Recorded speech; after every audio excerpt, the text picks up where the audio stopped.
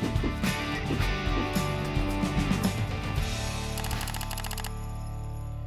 pemirsa, kita ketemu lagi di Apa Kabar Amerika. Saya Patsy Widakuswara. Dan saya Suprano, dan kami berdua sekarang berada di depan Federal Reserve, gedung Bank Sentral Amerika Serikat. Sederhana, tapi jangan salah ini. Powerful. Sangat berpengaruh dikdaya dalam perekonomian Amerika dan juga perekonomian global.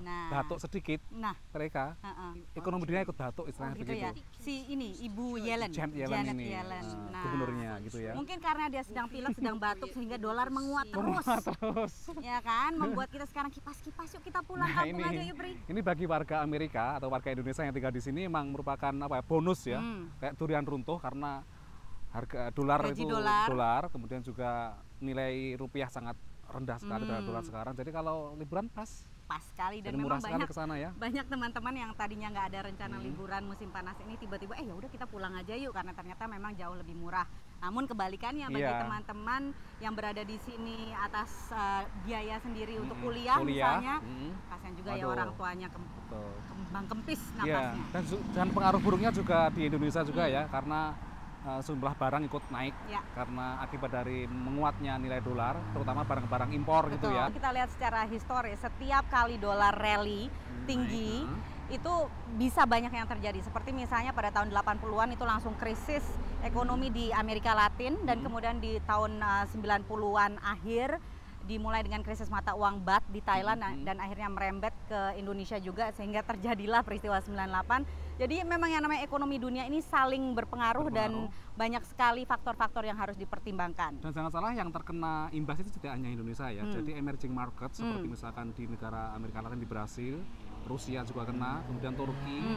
Jadi bahkan mereka depresiasi uang mereka terhadap dolar lebih parah lagi ketimbang rupiah gitu ya. Rusia bahkan depresiasinya tuh sampai di atas 60%. Dan secara umum memang apresiasi kurs dolar terhadap mata uang utama itu sekitar 8% ke atas. Jadi tertinggi dalam sejarah ini, 40 tahun terakhir gitu katanya. Sekarang pertanyaannya, kenapa dolar bisa begitu tinggi? Mungkin bukan cuma kenapa rupiah lemah ya, tapi justru kenapa dolar bisa begitu tinggi. Ini kalau banyak faktor dan sebetulnya ini panjang kan ceritanya.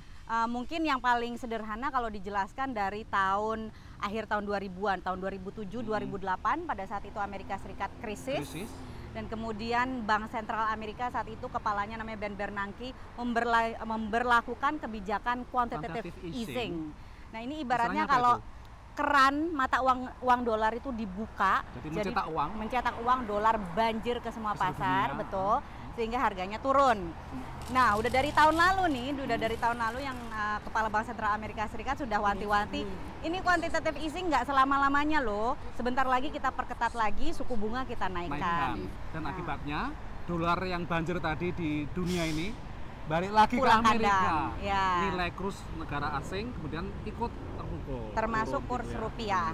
Nah, dolar yang tinggi ini apakah juga menguntungkan atau juga merugikan bagi Amerika Serikat sendiri, Pak? Nah, kalau misalnya tergantung ya, Anda pengekspor atau pengimpor? Ya, tadi kalau misalkan pengimpor mungkin diuntungkan ya, karena lebih murah untuk membeli barang-barang. Bisa membeli banyak barang. Impor, tapi kalau bagi pengekspor, perusahaan-perusahaan Amerika yang hasil utamanya diekspor ke luar negeri, itu akan menjadi pukulan juga. Betul. Gitu ya. Nah, daripada kita pusing, mendingan kita beli tiket aja, kita pulang ya. Liburan sebulan gitu kan lumayan ya jadinya gitu ya. Tapi juga kita harus empati juga lah kepada teman-teman yang di Indonesia gitu ya. Jadi kita mudah-mudahan cepat stabil. Kamu kirim uang aja ke ibumu. Nah itu yang membantu ya kepada warga Indonesia di sini juga. Biasanya yang di sini warga Indonesia yang saya tahu ya, kalau kondisi seperti itu dimanfaatkan untuk kirim uang ke keluarganya. Dan bagi mereka digunakan untuk kegiatan-kegiatan produktif, itu yang pas. Mudah-mudahan. Nanti kalau gitu saya kirim $100 untuk ibu saya. Untuk sementara itu dulu pemirsa, bincang-bincang kami mengenai menguatnya nilai dolar. Dari Washington DC, saya Patsy Widakuswara. Dan saya Supriyono. Sampai jumpa.